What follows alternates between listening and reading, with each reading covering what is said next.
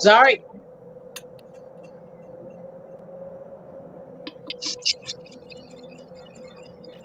The sadness and the clouds, the quiet over the town makes me silently sad, but I'm moving forward. It will not make me frown. The power of self-reliance, chapter 6, red card, the life book of David Bascom.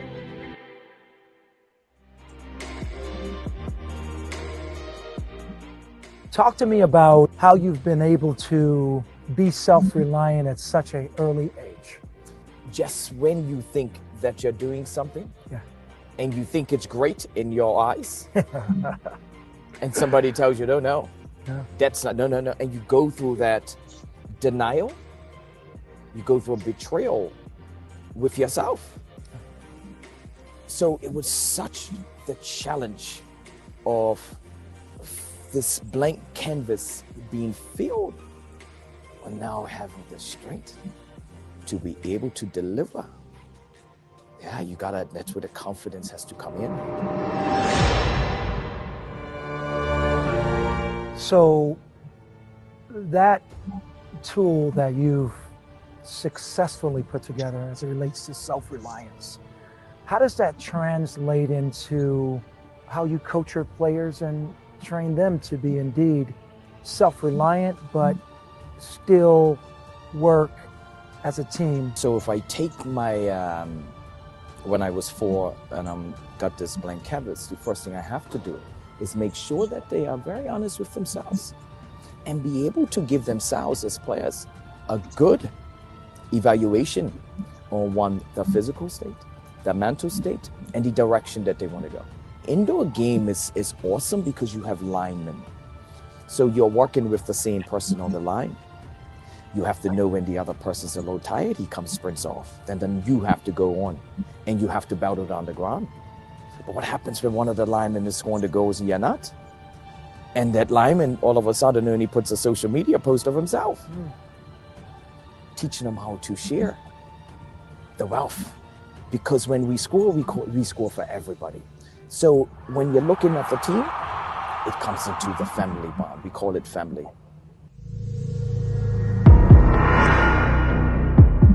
Your journey through self-reliance and having to embrace your strengths and your weaknesses. But I want to hear about some of your weaknesses and how you overcame them. People don't know that I have a speech impediment. So I had to train myself. I use my hands because it calms down my rhythm. And I'm continuing to grow because sometimes that fear can set in because I want to be the best. It's okay. And not show any weakness of that because I get frustrated. When I come second, I get frustrated. I want to beat down some balls and I need to breathe and calm down. What did I tell you? Attention to detail! You don't have to dive in there!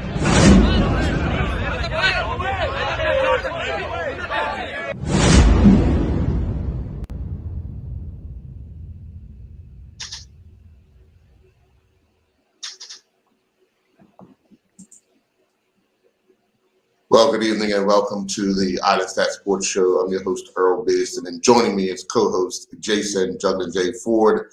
We want to welcome David Bascom, Tommy Harrell, Mike Williams, and Buffy Meisner.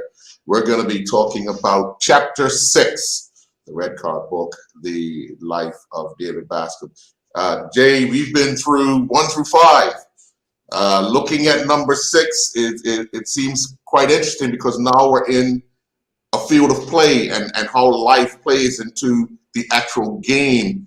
David, now as a coach, not as a player, what do you hope from seeing that promo? What's your thoughts on tonight? Well, I mean, as we've been through first of all, good evening to everybody. As we went through this chapters 1 through 5, we're seeing somebody that was broken down and then rise from the ashes, and now being equipped with tools to cope. But now I'm looking at this trailer, he's passing on these tools to the next person. And to see what came about in the earlier chapters of the lack of, I won't say family structure, but things that happened during his family, how passionate he is not just his internal family, but it's also external family when you talk about a team, because the team is very much, these guys have spent a lot of time together away from their internal family. And to see the tools that he has now, passing them on, and that's what I'm really trying to see. Some of these things I may be able to use in my life. Who knows? Definitely. Well, before we get to the man himself, I'm going to jump to Tommy, because Tommy, you've been working with David on this project, and each time we talk about a different chapter, you have a different take on how you were able to pull this all together. So putting together chapter 6 for you, what was the interesting parts that kind of came out for you?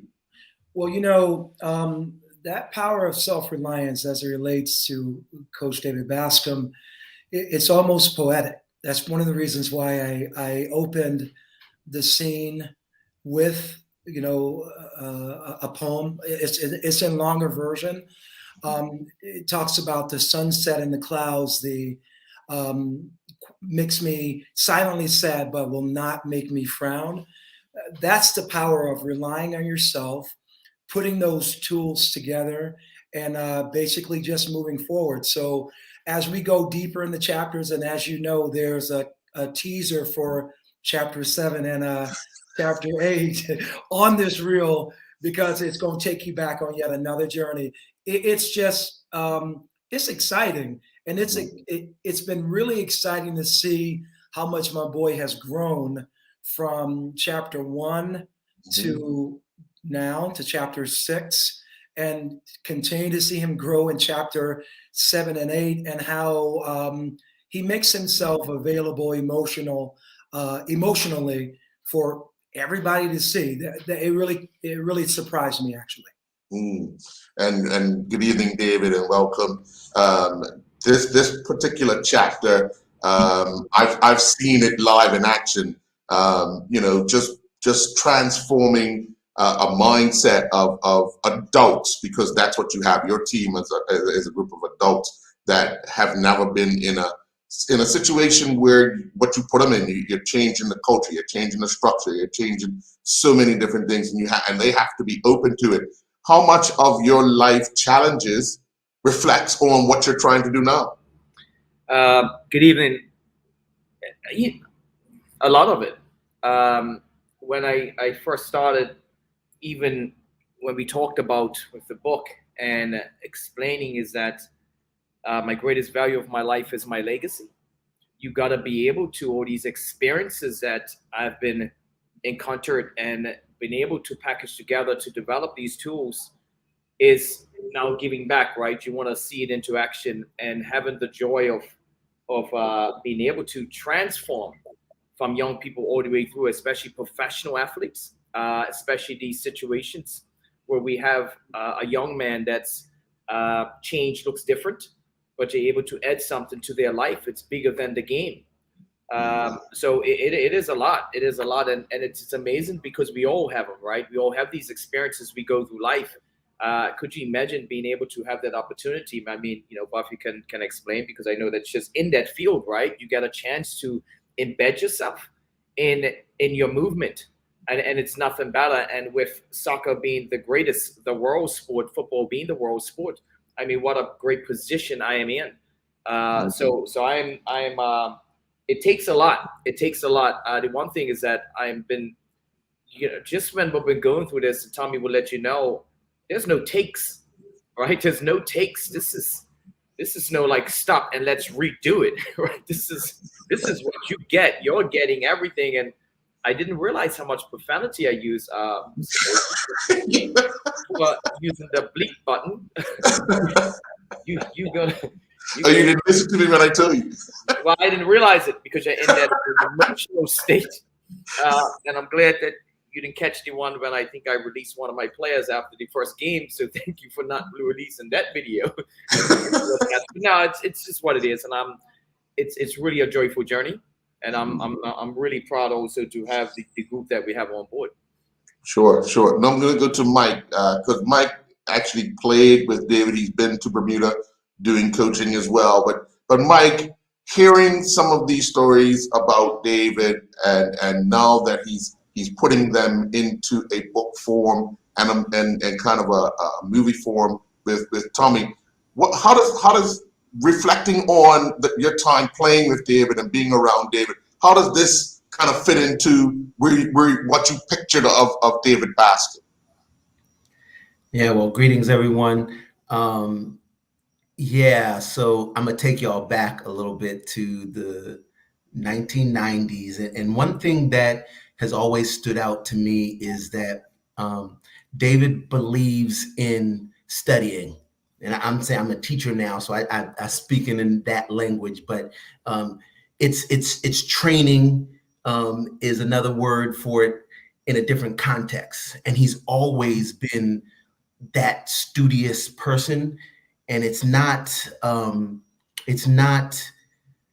there's some who work towards degrees, like that's what we want. I want a degree, but it can't happen without studying. And he exemplifies that studying. And so I remember he and I used to go do some workshops and demonstrations at some schools. And it got to the point where we both loved doing it. So like I can talk about him always giving back, but it got to the point where the general manager would always say, Bascom Williams, you guys got this school demonstration. I think at least for maybe 2 years, like he and I were the ones going to do these demonstrations. So it kind of, I see it come full circle in that he always incorporates, I've got to study and train to be better at what I'm doing and to figure out how am I going to be able to impart it to others. So it's been exciting, being a part of that journey with him. Yeah, so I think it connects very much. I'm not surprised. Well, let me say, last but not least, good evening, Buffy. You reached out to David, I guess after chapter 2 or chapter 3, very interested in the book, and we wanted to get a feel from you on what you thought about 1 through 5 that you've seen, and now you get an opportunity to speak and ask questions about David. I know what field, everybody knows what field you're in, but being on another side of it to kind of find out, more about the life of David. What intrigued you the most, that got you wanting hooked and wanting to see this book? Everyone, I think for me, when I first came about and I looked at the first trailer, I was just in awe, knowing David from young growing up, not knowing the experience or the trauma, the torture he went through, and then just the passion with him releasing it and sharing it and wanting to make lemonade out of the lemons. And, just going from trailer to trailer, I'm like, okay, yeah, I'm gonna get in where I can. How can I help David get this message out there to help the young person, to encourage them to what's happened, yes, but let's grow from that experience. Let's get comfortable in sharing. And I'm like, yeah, I'm in. So, speaking with you, and then when David spoke with David, I'm like, oh, wow. And that's all I keep saying is wow, Well, I want to jump in because I remember the conversation. Because IndyCar, I think I was going to training. We were training, right? And I said, and you said, we talked about Buffy and stuff like that. I'm like, oh no, I got to call him. I have to work too hard. So it's and Mike hit it right, and Tommy and everybody on this. It's when you have this great to move others, right? To be a part of that, right? And you and others, so it takes you over and to training. And this was what I was thinking about. It had to be done. I had to connect with so right. So the other day, and just to Tommy. Bobby, I'm so happy that you're on. I'm really excited because I got the call. I was calling. I'm like, she has to be on it. I think it'd be awesome, right? Because it's good that we can sit up here, it's when you get the view of a different look, right? Mhm. And the one thing is that me and Buffy talked about is the first thing I'm asking her, how can I help? How can I help you, right? Because we know the field, Shazam, of empowering young people, right, and moving families and moving communities. As the first thing come to mind, we gotta connect so we can help each other, right? And I don't think about. Somebody said to me the other day, like, oh, where do you find time? Where do you find time, right? And Mike can attest to this strong as even as professional players, me and Mike played together and he's my captain. When you're growing and when you love what you do, the time finds itself. And one thing I told my players, I'm sorry, Earl, but I always think to my players, time is so crucial. Well, you can't get it back. I cannot turn it back and to change some things, right? So we only have this time, and why not put yourself in an ability? If you have the ability to share, why not? Time is precious than anything that we can look out for, and I'm not got time to waste it. So I 24 hours in a day. I'm using every minute up. Every minute. I'll sleep later. I'm using Earl, if So- I may add, he says that he uses every minute up. He also, when he runs out of time, he uses everybody else's. So trust me, he borrows time. His brother calls me, Tommy, you're not going to believe it. Here's what I need you to do. What do you think? I'm like, David, are you serious right now? You know we're in editing phases right now. We're doing a table read, like within like 20 days, quit playing. You know we're about to publish the deck of care to give to these schools. Boy, quit playing. Like, what? So what can I tell you? I will give him this. It has been a beautiful thing because it's as structured as David is. And I'm like a soldier when it comes to structure. Also, he's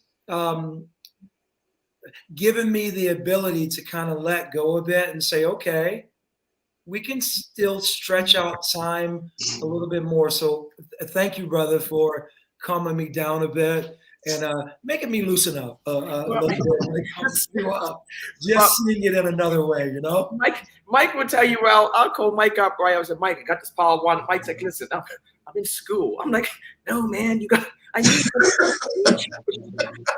So, but I'm glad we're leading into, and this is the reason, and I would take a lot of it is that even with time, with this real process, is what's led us to move the timeline, right? With the book, and we went from our goal is to come out in May, and we've got the COVID and many things happen. And what happened is that in this journey, we start really because we want to reach, right? You only have one shot at this. So now our main focus is that now we got the docuseries. I threw some other stuff on Tommy's plate. Mike probably sitting up there, yeah, Tommy, I know exactly what you're talking about. But it's all to growing this because our support tools has just gotten stronger. And I said we gotta. So now our golden time, which was said, is going to be our drop dead is going to be June 30th. This has nothing to do with the book actually being finished. This has got to do the platform that we're building because this is a global process, right? And that's what it's now turned into. So that's where we're at right now. Earl, I will also say, Earl, I had the pleasure to go to the NFL Courage Awards in Baltimore. Yes. I took my son with him, threw him in a bow tie, a nice jacket. We served as media. I, gave him a script. Here's how you interview these NFL players. They loved him. We talked about Red Card even at the NFL Courage Awards. You would not believe the response that we've gotten out of that. And let me tell you, you would not believe what's coming down the pike. What's being developed right now with several of them. It's really exciting things that I can't just lay out right now, but it's only by fate that we did stretch it out. And I will give David Bascom the absolute credit for saying, let's stretch this out and let's get this right and global the first time. It is absolutely cooking. I couldn't be more excited. Sure. What we're going to do is we're going to take a commercial break, right? When we come back, we're going to play a clipping of that trailer and then discuss it. We'll be right back.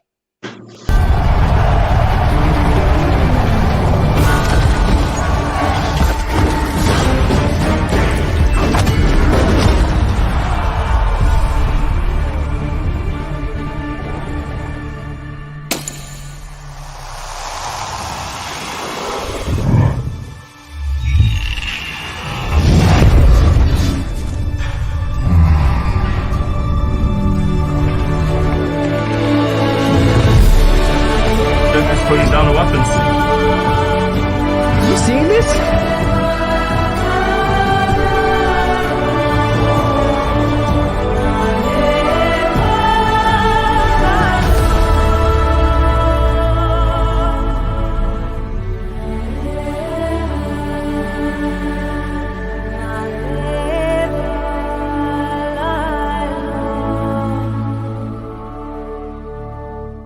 This month, John Barrett & Son bring us a premium thirst quencher from North Carolina, the Blue Ultra Purified Water.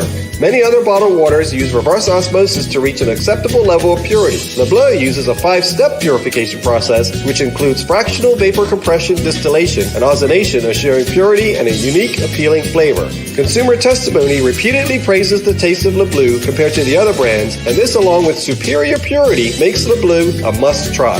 Lynn knows. Why go anyplace else?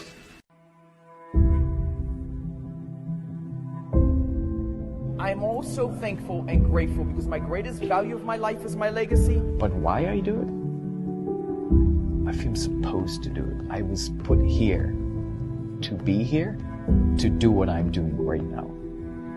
Once I see somebody moving, it's the greatest joy for me. There's a little person being born. I am thankful that people have given me the trust, for me to empower them, from my players to my family to friends. And that's what I'm thankful for. I'm thankful that people have allowed me and trusted me to be in their life.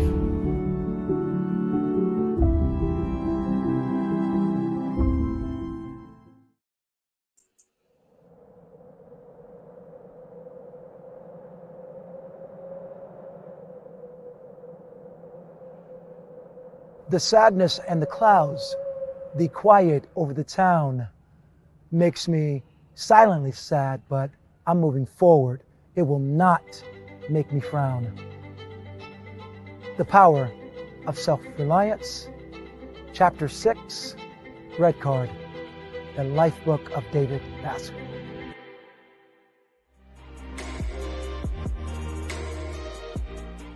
Talk to me about how you've been able to be self-reliant at such an early age. Just when you think that you're doing something, Yeah. and you think it's great in your eyes, and somebody tells you, no, that's not, no, and you go through that denial, you go through a betrayal with yourself. So it was such the challenge of this blank canvas being filled, and now having the strength to be able to deliver. Yeah, that's where the confidence has to come in. Well, Jay, any initial questions from that trailer, David? Yeah, you got to unmute. Yeah, it's not surprising when you see the passion from David. I mean, what's surprising is that, a lot of times we have these conversations and it ends up with people smiling. But I saw a couple of times where he wasn't smiling, so he makes you wonder. But it's the same passion. It's the same passion, and I'm just still replaying all the other chapters, and I go back to that Bible verse: "The truth shall set you free." And with David, I think for a part of his life, he was probably living a lie, because what he wanted to express, he couldn't express or didn't know how to express. And now, once he's been able to express and talk the truth, now he could feel that all these doors are opening up, all these things are opening up, and it's easy as a person to engage with other people when you're telling the truth, especially if you're a leader. Some people, if you're a head of a team or you're a captain of a team, the players will find out if you're fake. So for you to lead somebody, you have to live the truth. And just watching this, that's what I'm getting out of David right now. We know David, and he's very bold, very honest. Some people might not like it, but that's what you get. And I can see where this is. I mean, I'm really curious what's going to be the next few chapters, but I can see where the doors open up, because once you speak truth, whether it hurts or not, because sometimes it does hurt. Sometimes it's going to peel off some scars and it's going to open up some wounds. But that's when the actual healing starts. And now with the tools that he has, he can speak truth and open up for his players. and the people around him. And I think that's what I'm more curious to see these other stories come out of David to the people. Now he's inspired. And I think that was probably one of the reasons why where we are now is to inspire other people, right? Sure. Buffy, looking at that trailer, what's one of the questions you want to put to David about that first part of the trailer? You got to unmute as well. I don't know. It's, again, you want to hear more of his story, you know. And as Jason said, when you talk that raw truth, sometimes it's hard, but it's there, and that's where you just captivate the audience. You just bring them in, you know. So it's just like wanting more. Buffy, I gotta. If you don't mind me, Earl, that I could. Buffy, I'm really, because what this is doing is that it's also going to help us, right, to move. Mike is I mean, you guys don't know adapt about Mike. Me and Mike's been close friends for a long time. He knows my passion and my love because he has the same spirit. Buffy, my question for you, because it's so important that I get to learn as well, especially with the field that you're in. Do you find yourself as well, right, being able to kind of like you're going through things through life and being able to help young people as well, communities like, you know, so what does that look like for you? Because, you know, I don't know if we shared on what, you know, Buff's field or what you're in. So if you could share that, because it's important, right? Because this is what this conversation is about, and tell me what this does and why I think it's important we have, you know, people involved in the book, because there's a reason, Buffy, why this called Connection for you. Right. The reason why you gravitated to this. And so I like to kind of get a feel of that, right? So it can help us, right, to help others, because a lot of times, sometimes we can go through this process, we ask these questions, but I like to kind of really stretch you a little bit, if you don't mind, you know. With me, I'm a police officer, so I work with Bermuda Police Service, and I mostly work in the schools, so I work with the young people. So, you know, you have those ones that you have to get in there and you have to build that self-confidence with them, make them feel comfortable to talk to you about any and everything. So, you know, you do have those times when we go in there and we do the talks with the young persons, meaning the P1s, the P2s, the good touch, the bad touch, where we're going in there to share with them, and you'll be amazed at what we get out of it. You know, some of them will come to you that one-on-one and they tug on you. And you know, okay, this is someone, the young person that's comfortable enough to even tug on me. Let's have that conversation. And then, you know, find the necessary help, what they need to help, express themselves and share what they need to share. You know, so this is just what give me more tools and, yeah, more tools to help them out. You know what I mean? To make them more comfortable to express themselves so that we can get them to, if it is that trauma there, that experience, help them get through it. And just be that, you know, give them that safe space to talk to or to come out in. If I may add, Buffy and Mike, we're all like educators for young people. I'm educational administration, always will be a teacher regardless of how I rise in administration, because that's where I started, just to make a difference for young people. All of us here. Mike's an educator also. So one of the reasons that I wrote that opening the way I wrote it and specifically designed it for David, because I've seen him go through this trajectory over time. You heard just a little bit of it at the top. It says, you know, I'm moving forward. It will not make me frown. But the end of that long poem that's in this book, Red Card, it says, and it's specifically for David, you know, it ends with the passing days and years, the settling of our fears, the inside peace of mind is what we all long to find. The love, oh yeah, the love that will come and go, but the things we all learn, you know. And when that you know is for everybody who's reading that book. Everybody who says, hey, young person, hey, old person, hey, someone who's being abused, someone who's in an abusive marriage, let the fear go and have a conversation. You got to trust someone in order to heal it.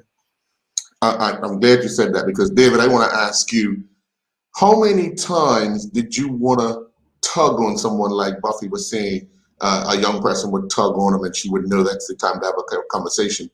How many times did you want to tug on someone whilst going through what you went through?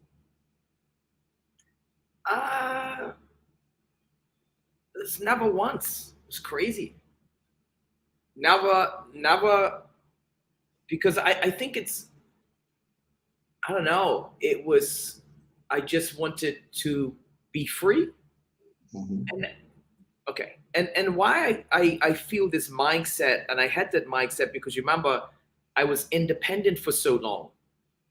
I tug on nobody else, I tug on myself. I had to figure it out myself, right? You know, I wasn't put into a family strong bond. So who do I know? I don't know how to go to other people and ask a question of when do we eat? I never had that. So it was a different, now if my younger life was different, I would know that there's support, people out there to support me. I always went through life as for that it's me. Remember that blank canvas and I'm that dot, and I had to just tug on me. So what happened was that I never even once, because I know what it looks like getting help from others. So I had to just deal with it myself and grow myself, which is a shame because you have little people that's probably in the same position right now. I cannot, and this is why we're here, to build the supporting tools for them. They cannot go down that same lane that I went, because there's a lot of support now and it's bringing that to light, like Buffy had mentioned, you know. So that's the craziness. It was so, you know, I didn't realize how, as I was going through it, and even when I started suffering from anxiety at 14 and like wasn't like, how am I breathing? I went through so much depression. Even then, the person I did go to, the doctor, I was trying to figure it all out, and first thing she asked me, I remember clear as day, sit down in the chair, put your hair between your legs, and she asked me, am I on drugs? And that's what I got. So who am I going to go to next? Who's going to help me next, right? So I had to figure it all out, and that's why I was very fortunate to be in this space that I'm in. Mike, that first part of that trailer, what does that say to you? Well, I think hearing some of the things that David's saying now is like really surprising, because, you know, from when I met him, everything about him was about teamwork and support network. And I think one of the things that you see in it is his passion, but, you know, passion is a give and take. And so people will follow you when they know that you will lay down your life for them, or you will, you know, work hard for them. And that's why people follow things that David does and builds. And as we all know, his mind doesn't stop. He's constantly thinking, he's constantly studying, he's constantly trying to figure out something else. But all of us see that it's always something else to build that community, something else to help empower and improve others. And I think that's what's one of the most fascinating things about David, and why, you know, he calls me, he knows, even if he's going to throw a whole lot of work on me, like I'm there. I got his back whenever, because, you know, we've been in the battles together. He's, you know, but I think it's because I see that he believes in helping others, and he believes in building others. And so when you have that, how could you not follow? How could you not want to join? How could you not want to be a part of it? And I think that's one of the reasons why, you know, we connect. And one thing that struck me again with that trailer. Sure. We're going to take another quick commercial break. When we come back, we'll have more of chapter 6, Red Card. We'll be right back.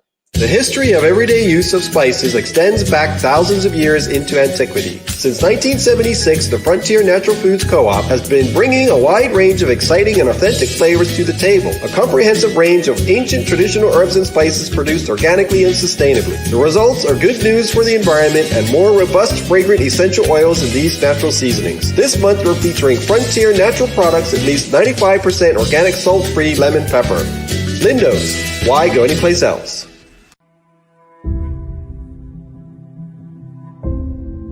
I'm also so thankful and grateful because my greatest value of my life is my legacy. But why I do it? I feel supposed to do it. I was put here to be here, to do what I'm doing right now.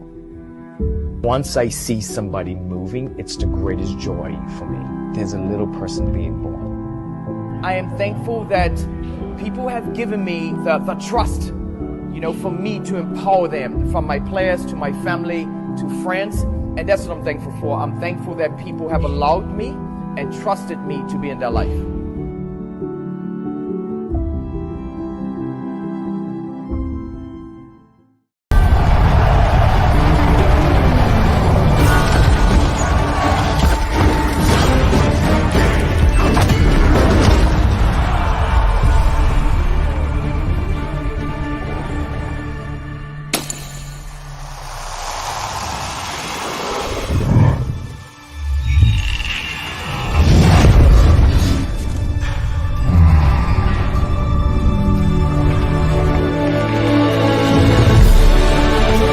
Putting down the weapons.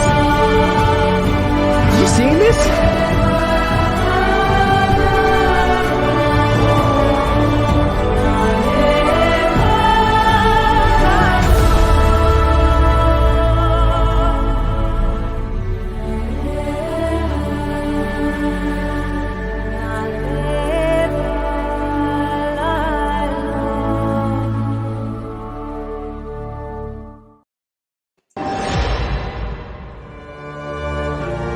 So that tool that you've successfully put together as it relates to self-reliance, how does that translate into how you coach your players and train them to be indeed self-reliant, but still work as a team? So if I take my, when I was 4 and got this blank canvas, the first thing I have to do is make sure that they are very honest with themselves and be able to give themselves as players a good evaluation on the physical state, the mental state, and the direction that they want to go.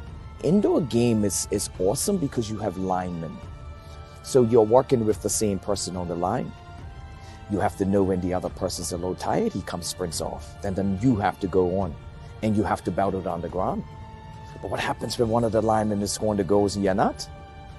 And that lineman all of a sudden only puts a social media post of himself. Teaching them how to share the wealth. Because when we score, we score for everybody. So when you're looking at the team, it comes into the family bond. We call it family. Welcome back. David, before I ask Jay to ask a question, before you became a pro and you were playing with North Village, how much of that you just talked about is a reflection of where you are today? Learning. Yeah, at North Village, Doc Doling is where transformed. We didn't know any we knew Doc was a disciplinarian. He always told you is that discipline, and it made you build respect for the game and what you do, but also help you support some integrity about who you are. Doc wasn't a tactical coach or technical coach. We had at the time just talented players, myself, Sean Goda, the Cases. We had some really, really good players. And it's all, these things don't leave you. And when I got to experience Doc Doling, that became a part of my canvas, right? I took so much from him and I put it right in that little space, right? That blank canvas. There we go. That's what, and this stuff doesn't leave me. This doesn't leave me, but I have to grow it, right? If I'm looking to grow others, I have to grow it. This was a continuum of learning for me. And I was able to structure things once I got more understanding and really working with Mike and understanding on how the language helps and supports when we're looking to educate, using the language and the structuring being so crucial on programming and processes and all these awesome things. So yeah, no, that North Village and that Doc Dolan, man, that environment was awesome. And plus you had that caveat of wanting to play and be an entertainer in front of people. No, I mean the game itself was so amazing then. Sold out fields. Well, it was never sold out because you squeeze in even if you couldn't see the game. But I just remember those days on what I had to carry from what I learned when I was young. But you wanted to be on that field. You wanted to be on that stage. I wanted to be an entertainer. I don't want to be a pro. Was like I want to be an entertainer. I wanted people to pay to watch me play. So that's what all in it. And even today, it comes out a little different, but it's a lot that I've learned from that when I was young. Sure. Jay? All right, David. Let me see how I get you here. What satisfies David Bassam? What will make David Bassam satisfied? Or is that even a mindset in David Bassam? Because Tommy, I can answer that for him. Because we're talking about a blank canvas. And as an artist, you're building something that is blank, and you come up with a masterpiece. When I do music production, especially editing, it comes from the rawness of a dry vocal, and you transform it, you edit it, you do all these things, and you make something beautiful out of it. And then it gets to a point: have I done enough? Should I add a little bit more? Should I take something away? Should I let it go? And so, when is the point then in your process, when you're going through these processes and you're coaching and even dealing with people, when do you say, I'm satisfied of this situation, or you're just never satisfied? Can you? Yeah, let's go through there's two stages of this. I want to answer this as when I was a player, I was able to be a part of an outcome that I was responsible for. If it's being the top player, if it's being, I had control of that. I have full control. Mike would tell you, I get in, I wouldn't even stretch. Got guys 60 balls a day driving back posts. That was satisfied me that I was able to experience and see the outcome. Went from being not on the list on a coach's sheet. I always tell my players, you definitely want to be on the coach's paper that's playing against you, because once your name's up there, that means you've done something. It means you put your work in. I wanted to be the best player in the league, and I worked. So that was satisfying for me to not just the outcome, but the journey. I'm a great fan as many, the lion, and it's not so much as the hunt, but it's the process for the hunt, right? It's not the kill, right? It's the journey, it's the staging, it's setting it up, but then when you see it come to life. Now let's look as a coach. Let's look at a position that I'm only have control of educating and setting the climate. What satisfies me is when they're starting to speak the same language. The result will come at the end. Is the opportunity that's growing with inside of this journey for my young players, right? For my professional players. When a player is speaking the same language on the field that I'm delivering, I can't play for the player. I can't play out there. I have no control of that. But when you can see them offloading the things I'm teaching them, this means that they're trusted, they're bought into, they're sharing. When they're able to take and understand what I'm telling them, relate to what I'm telling them, and able to have a complex use, that's satisfying for me. Satisfying for me to have Mike here and was Stu having the same direction, the passion, the drive. Satisfying for me is having Buffy here and having this conversation because we're sharing. It's empowering. That's what satisfied me. There's many things. I'm what puts me in a different space is when it's the ability, or I haven't been able to give someone enough tools to have the strength to get over the fears to move. And that's when I start losing young people. And I've lost a couple in my journey that I thought that I really worked hard for, been murdered and certain things, right? These young men that came up through the ISL worked so hard, it just ate me up because we worked so hard. Mike has been in this journey with me, like this whole, and when you see it, and that really but it makes me work harder. It forces me to get out there and do more. And this is where sleep would never come into play, right? But it drives me. I stay up for hours and just enjoying it. I will do something over and over in my head, awesome. awesome. The thank yous and all that is great. I love it. But when I see a movement and a language gets spoken, I mean, that drives me. That gets me going. That's my satisfaction. Tommy, putting together this particular part of the trailer, what were you trying to get out of David? What makes him tick as a coach? I know what triggers him and what makes him tick as the consummate educator that he is. But I wanted to kind of pull out what makes him tick as a coach. That's number one. What makes him tick as a father? What does he rely on to continue to move like he's been doing?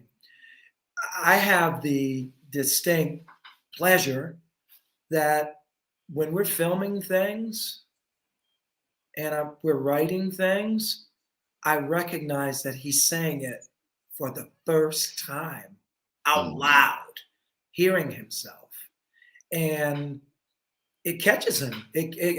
I'm shocked at seeing some of the moments that it catches him in. And I think he's, chapter after chapter after chapter after chapter, he's becoming more and more comfortable with just kind of letting it go. But it's amazing some of the things that I'm hearing really for the first time. And him basically just saying it aloud to where I think he can hear it and then see it. I think he shocked himself when he sees trailers back. He doesn't realize that some of the things he's saying and he's doing in that moment. That's the type of authenticity that just kind of makes you go, okay, it's working for David. It's working for everybody on the production team. And I think it's really moving people. So many people are responding to what they're seeing.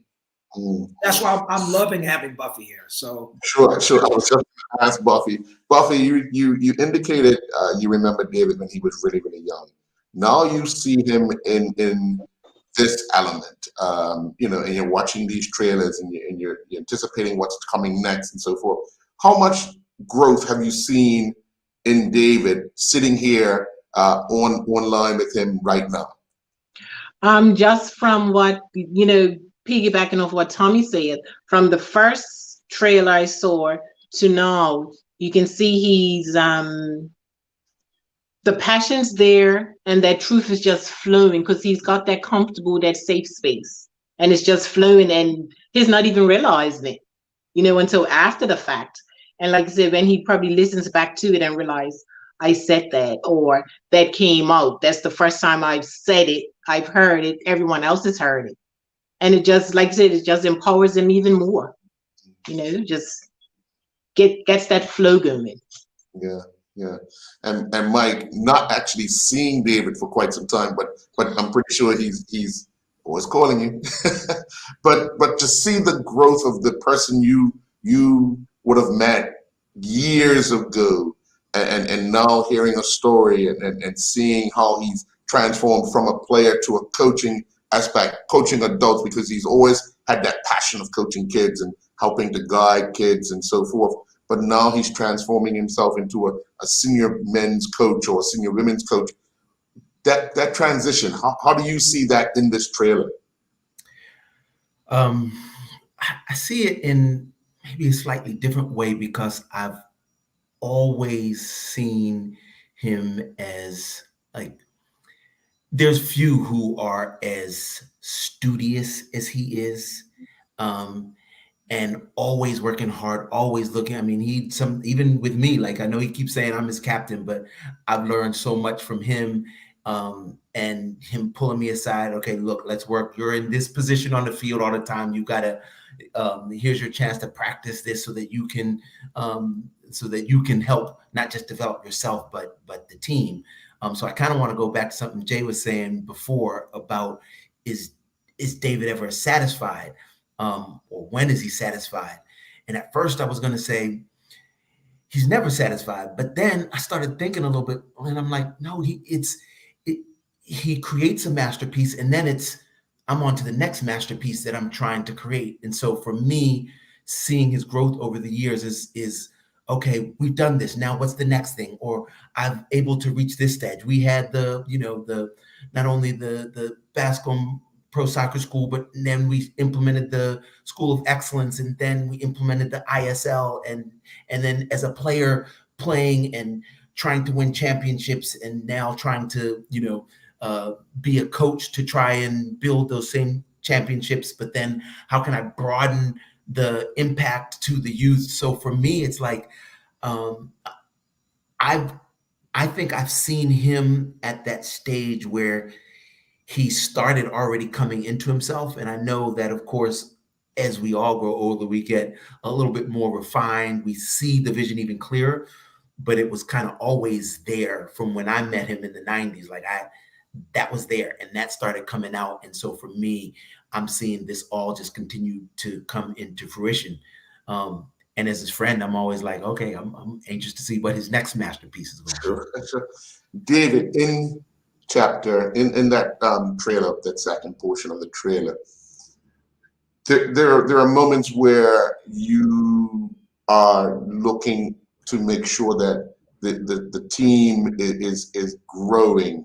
What are some of the things you've worked on personally to ensure that the way you deliver the message, they're able to grasp it?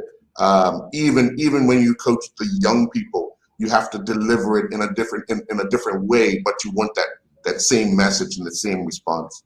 The one thing is that I go through, before I build anything, I go through a purpose of why I'm going to do it.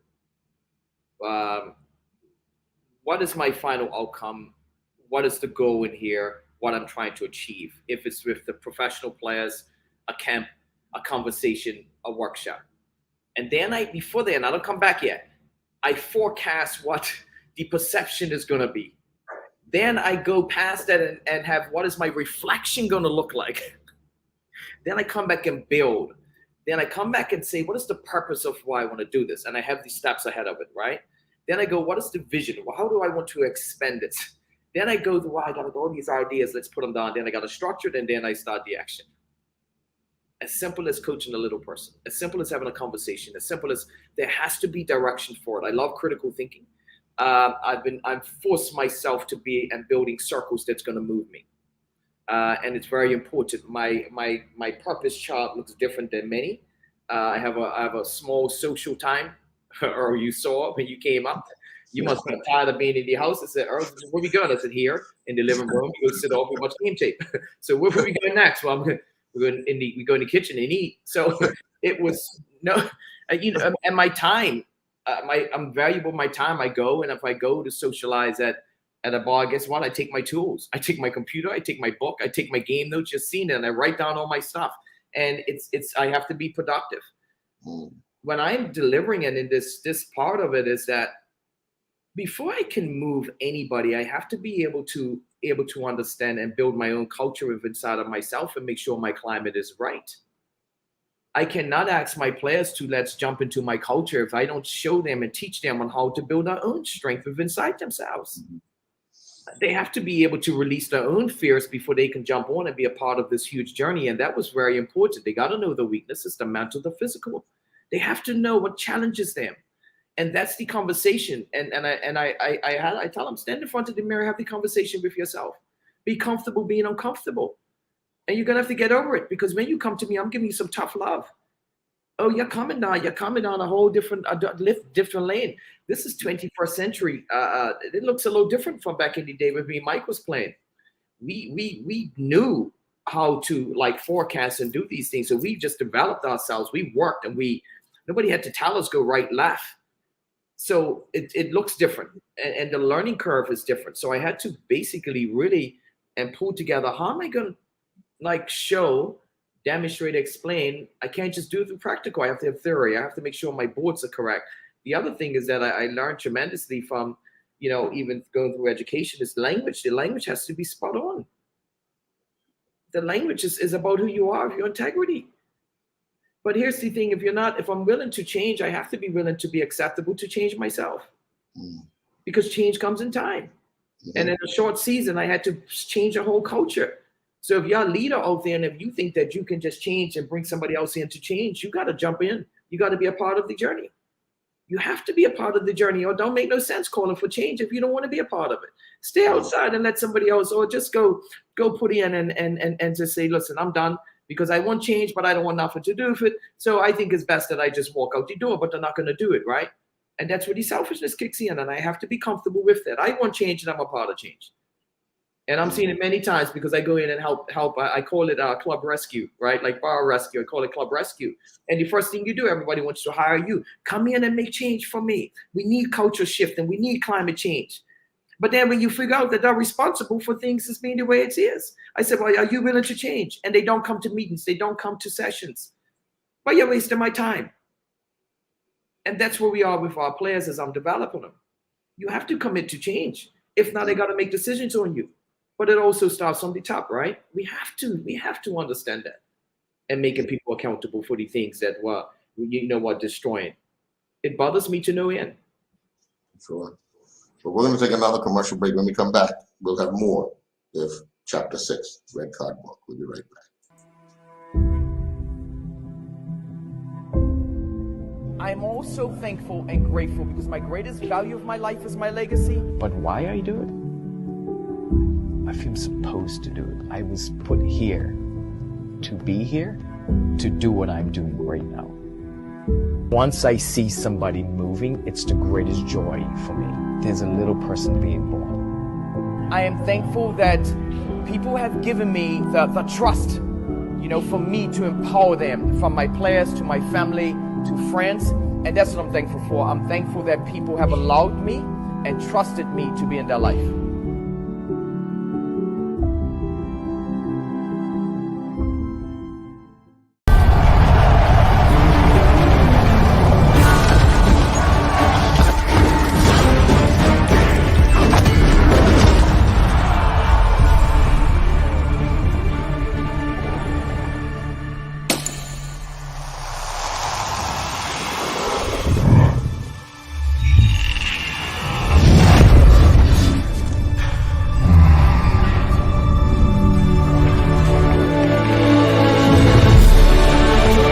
Putting down the weapons. You seeing this?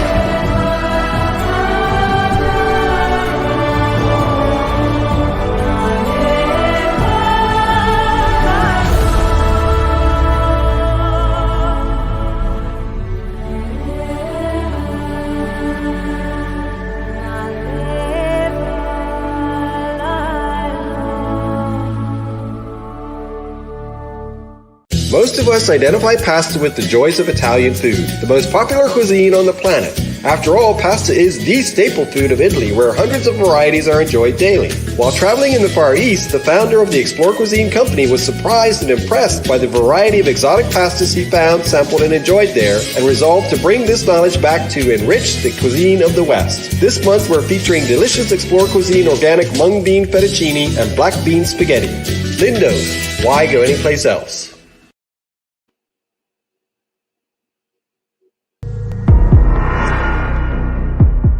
Your journey through self-reliance and having to embrace your strengths and your weaknesses. But I want to hear about some of your weaknesses and how you overcame them. People don't know that I have a speech impediment.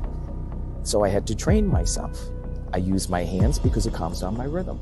And I'm continuing to grow because sometimes that fear can set in because I want to be the best. It's okay.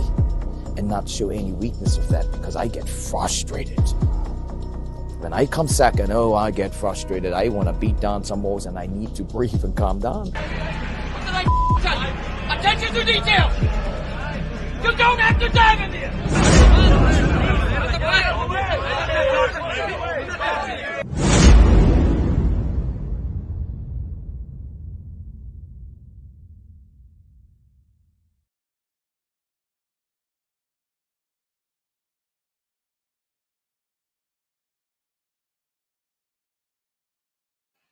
And we see that with you all the time.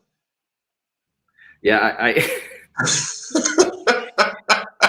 crazy. But Tommy, I'm glad you didn't get him in that little scuffle stuff going on there I because was there. I was at the game, Earl. I was I know. there. I And my son was helping the camera guy on the field. It's like, well, Uncle David, like, what's wrong with him? Like, I was appalled. I'm like, what in the world? He was on a completely different level. It's amazing. It's amazing for me to see. I love it. You know, Mike. and to see him after the game in the locker room, still like up on this high thing, and I'm like, okay, sit down, calm down. Let's have this chat. Mike, help me out. Mike, I really, the guys just look at me and they get to the point where they start to like mimic me and like on the bus. You should hear them in the back of the bus. They're like, yeah, I said, not in my house. I'm back in the bus and I'm sitting in the front. I said, help my soul. I said, you guys just, and I don't even, and they're like, coach, not in my house. And they keep repeating these things. And I don't realize I have so much passion because this is not a business. This is personal, right? You got to get this. The things of attention to detail. Mm-hmm. This is a deliberate attention to detail. I shouldn't have to remind you to do this stuff. Or if we just talked about it 5 minutes ago, how you forget? These are life, right? Life tools. And then but one thing they do know is that I protect them to the end. But I'm also know about time and like getting them to that space. I'm trying to move them. And that game, oh, help my soul, Mike, it was San Diego. And I don't like losing. I don't like when a team scores on me because a goal comes from somewhere. Something broke down somewhere. And it eats me alive. If it's a personal mistake, but then I have to go right away. Is it a systematic mistake? Did I miss something? Did I let them get to the channels? But then when it gets to like, come on, man, and I don't think I swear. It's a little different than come on, man. Yeah, it is. And Mike, oh man, Mike, you gotta when you get back from Panama and come to the game, Mike. I changed the whole coach's room. It's a full room now because I need the space. Because I have to see the videos, the boards and stuff. I have 3 chairs. I think the coaches thought the chairs was it's because I get up and I go in another chair. So we'll always, and I continue the one game that Basden came to. And Tommy, I don't know if he was there. Yes, he was there. One of my players, we won the game, and one of my players, fear, right? He didn't want to go, and had this little thing for coming to the next game. And like he was questioning himself. And I went to a serious point, but I was so hurt by him not being able to grow him that quickly, right? And that was okay. But I get, man, the stuff that's on this, I don't know where Earl got this stuff or Tommy, sorry, where you got the stuff from, but that's not me, man. Something, Mike, that done fix something, that threw somebody. I'm just gonna leave it like that. And I ain't saying nothing, David. I ain't saying nothing. Bob was like, hey, he curses, yeah. I'm telling you, it's not Mike. Yeah, my captain, I followed you. So whatever you see is what you delivered to me. Oh no, don't you put that on me. Don't put that on me. Buffy, let me tell you, Buffy, he comes in and he has all this chewing gum, right? And that's just to control himself. But for some reason, somehow, did you hear him talk on that clip? You heard him? He had the chewing gum in his mouth, but he pushes it to the side, says what it's got to say, then brings it back. So, yeah, but no, it's in a serious that clip. When I watch it over and over, and I was looking at the language of the body language of the players, and they have so much respect and trust me. But here's the awesome thing is that when my players do well, it's the same voice and shouts even louder. And that sometimes gets missed when you're growing people and empowering people is that when they do things of errors is that you're on them. But when they do well, you have to have the same voice. So it's too bad we didn't get a chance to catch those because that was a tough game. that game, if you see, we had a little scuffle afterwards, but it's all Man, it's nah, that's I'm you know, you guys mentioned Buffy and Mike and that, but you guys mentioned is that the growth that I've learned. And Tommy, you said something that was important in this growth of me, being able to be comfortable with saying some things that I never would have said before. You remember, Tommy, when we had the second and we had to use the word, right? And we started using words like rape and stuff, and I was so uncomfortable. I couldn't even get it out of my mouth. Tom's like, you have to say it. You have to say it. And I said, Tommy, and even when I saw the first draft of Damage, I'm like, no, I just don't, I feel uncomfortable. He said, well, you're going to have to get comfortable with it. Like, and it's telling me we have to do it. If we're going to kid it real and be real, we have to say these words. And when it came out, I felt freedom. Felt so free. So, you know, that's what's coming out of this. And even with watching this over and over and the connection that I have with my players, you can only get that respect and really own your players if you have something for what you do. Right. And, you know, and David, I'm glad you said that, but Earl, I continue to push David through it because number one, he can trust me. He's my friend. Number two, we're saving lives when we say it. Because if David Bascom can say it, then little Tommy can say it, little Mike can say it, little Loretta can say it. They can say it because they see David say it. That type of bravery and honesty is what we as educators, we as adults, we as parents, that's all the deck of care is all about, which is one of the educational tools that we have, Earl. We're giving the teachers and police officers and parents and church members a deck of cards to say, okay, here are your look-fors. If you see that young people are behaving this way, say this. And it's okay to say it. But build that trust first and that language to make it work. So, David, I only push you, brother, because you are my brother. And I know we're saving lives every single time that you go there. Well, we have a special treat. We're actually going to play a bit of the teaser for chapter 7 and 8, and then we'll talk about that. But here we are.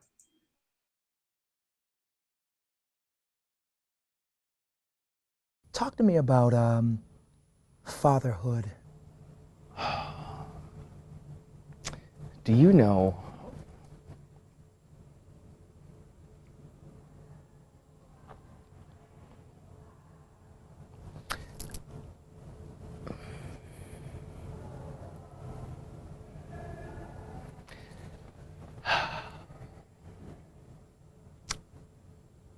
this hits hard.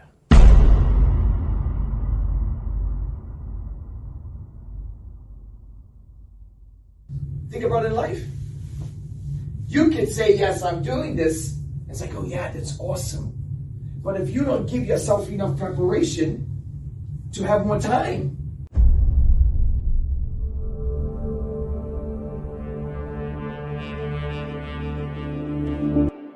the one thing that I want us to continue, guys, I want to focus on our game. Let's focus on our game, yeah? Let's focus on what we're supposed to do, and we decide how much we're going to keep this team to.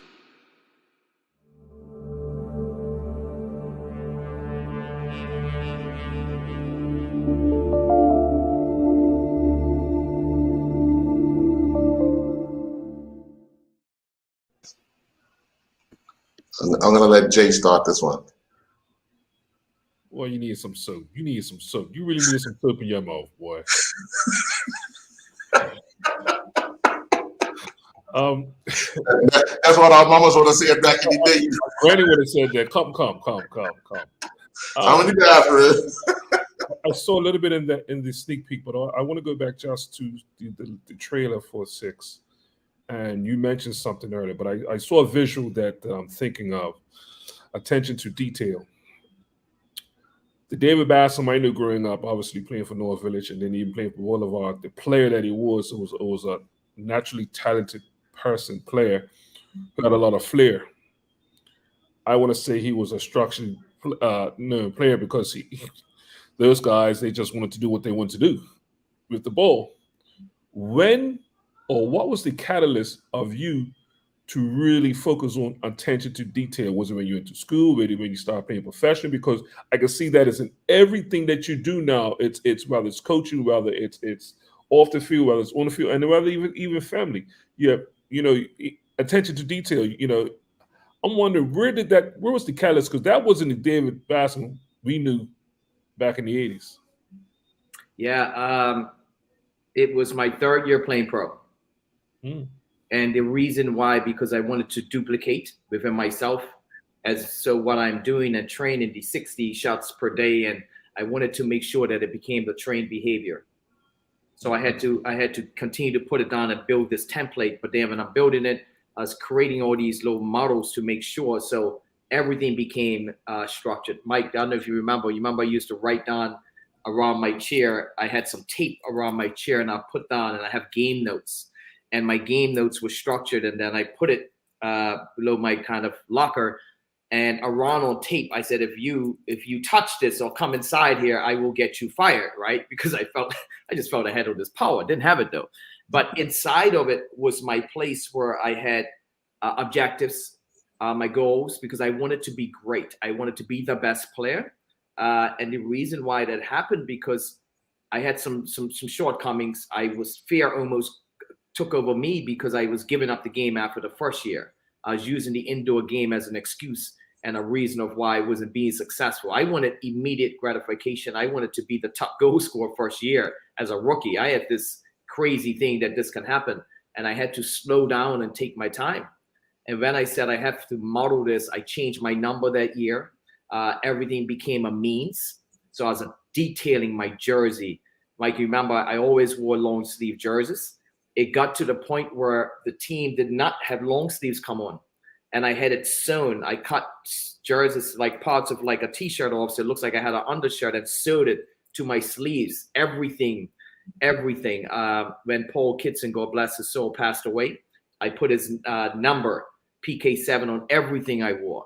My number 40 was the kids' birthdays. Everything that I done from that point was so crucial, and it just kept. But that third year was huge for me. It was huge because it changed everything. It really changed everything. Buffy, looking at that 7 and 8, what stands out? 7 and 8, like you said, that empowerment again. It's just he's showing his rawness again, and it's just empowering the next person that it could be done. And what's the positive that can come out of it? Yeah. Mike, what's your take on moving forward and looking at 7 and 8 in David's life? For me, what is, I think, being communicated in subtle ways is that there's a lot of things that are forms of communication. Trust is a form of communication. And when people see that you trust them, then it's telling them how to behave and respond. And that's why his players will fight for him. Forgiveness is a form of communication. When you can forgive others, it tells others how we then can also respond, or how then we should consider or think about you. And so, I think those are the things that kind of jump out to me, is that he's communicating in a lot of different ways that may not be verbally, but that is still getting across to the players and to the fans and to those around him and to his family, to his friends, what he is, who he is, and what he believes in. And Tommy, for you, the emotion that David shared with the question fatherhood, how do you reflect on that moment? Well, just real quick, what Mike just said, we hadn't really discussed this book with Mike. We didn't. So for him to say that, David, we must be doing something right, because that's how we designed it that way. Chapter 7 is, I love writing chapter 7. Loved writing it because it talks about family. Just a quick personal note. I've got a beautiful Bermudian family. I have my beautiful godchildren, Antonori and Entrell Butterfield. Hopefully they're watching tonight. They know I love them. So to be able to talk about family with David and his son, Kate was my first godson in Bermuda. So I love writing chapter 7 because I get to see David in his rawness with him forgiving himself with some of the things. I won't give it all away, but he did get teary-eyed and silent. And, you know, it's almost impossible for David to get silent or teary-eyed about much because he just keeps pushing through. But I love writing chapter 7, and I love to see how he responded to every piece and every word in chapter 7. He just knocked it out of the park, and he was completely 100% honest. I think people will be very, very shocked with his authenticity about family and his legacy and what he has to forgive himself for. Okay. Jay, any final words, questions? Got on mute.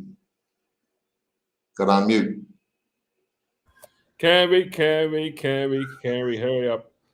But I get back to truth, and I think we've all, you know, knocked it out of the park with the language sometimes. And David, you know, even as a coach, is, you know, every person learns a different way, and as a coach, you have to find how you can connect, and through these, whether it's through life experiences, whether it's through technical stuff. But once you're able to have that language and you two can speak the same language, you know, it's a beautiful thing. So this book, it's speaking so many different languages, but it's the same purpose, it's the same story. And you'd be surprised how many people, or we may know within our own life circle, who have been through things similar or just challenges like this. So it touches so many people. Even though this is the life of David Bascom, but I think all of us could probably think of somebody within our family or ourselves who have learned something from this journey we've been on so far. Definitely. Tell me, when will 7 and 8 be ready? Because I think I'm going to ask for Buffy. When can we do that? When can we do that trailer chapters? 7 and 8 is already done. The trailers are already done until David Bascom calls me at 1 o'clock in the morning and say, Tommy, can you change this? Brother, I got to work in the morning and I'm asleep. We're calling me at 1 o'clock in the morning. Are you crazy? So it's already done, and I've left room and space, and I've already told poor Gil Rios, our film videographer for this. We pushed that brother so hard, and I appreciate him so much, but already done. We got some additional edits that I know Davis want to throw in. Mike is in the power of communication. I'm excited to say that. Kevin Baird is going to be in the power of communication. Achieve 3000, brilliant educator, world-known corporate. Very, very close with David. So many things. So already done, just a few edits, a couple of approvals back and forth between David. So we're definitely going to be doing chapter 7 and 8, likely in May. Okay. All right. Well, I want to thank each and every one of you for joining us this evening. David, any parting words? No, I just I'm saying no, and then I'm going to speak, right? That doesn't even make sense. I appreciate once again, Tommy. You know, appreciate you continue to grow me. Mike, I appreciate you being on. I know Panama. Mike's busy. Mike, and I will continue to call you and be that pain in detail to you, and I am okay with that. I'm comfortable. Yeah, to make you uncomfortable, I'm good. And Buffy, and I appreciate you coming on. You know, it's really helps us and helps me to continue to grow, but also when we get a chance to hear from others, you know, and really we get to not only hear but sharing this connection, and you know, and how we can help you, you know, moving forward as well with the young people. Jason, as usual, Jason, we're going to work on you. I'm going to send you a tutorial on how to turn your mic down and how to turn it back on for mute. Jason, you know I have to rough you up. Yeah, I have to rough you up. You must got a lot on your mind tonight because you got a whole different direction. But I appreciate I wore his red shirt for you tonight. That's how you can treat I know. I wore this, Tommy. Every time I come on, I wear a red shirt for David, don't I, Tommy? Absolutely, man. Jason, Absolutely. I made my daughter go and get it out of the closet just for you tonight, David. I would have wore black. I have to. No, David's on. I'll go get my red shirt. I need my red shirt. Jason, I have to rough you up, but I appreciate you guys, and Earl. You and Jason do a great job, and just helping us be the platform, right, to move this stuff forward. But it's the questioning and just what you guys, because you're pulling everything out of us as well, and also the support that we're had with Red Card. I'm excited about this. This is it's not that easy to be able to sit back and expose everything about who you are. And this comes when you're going past this stage, you're going through the fears to fight yourselves and being able to deliver. And Buffy, you mentioned something earlier that I think is awesome. It said when the little people get to share, and I know it must feel really gratifying and I know sometimes you're probably there and you spend more time than you may think, and then also getting to release on who you are and some of your stories with them to continue to build that comfort. So I appreciate you for that as well. But no, I'm looking forward to it, looking forward to the journey. And, once again, I appreciate you guys. I appreciate, Island Stats for being the platform for us. All right. Well, we want to thank you very much. Mike, good talking to you. Buffy, good seeing you as well. Tommy, we'll be in touch. You got it. All right, folks, enjoy your night. We'll be back next week, Wednesday, with another edition of the Island Stats Sports Show. Enjoy your night.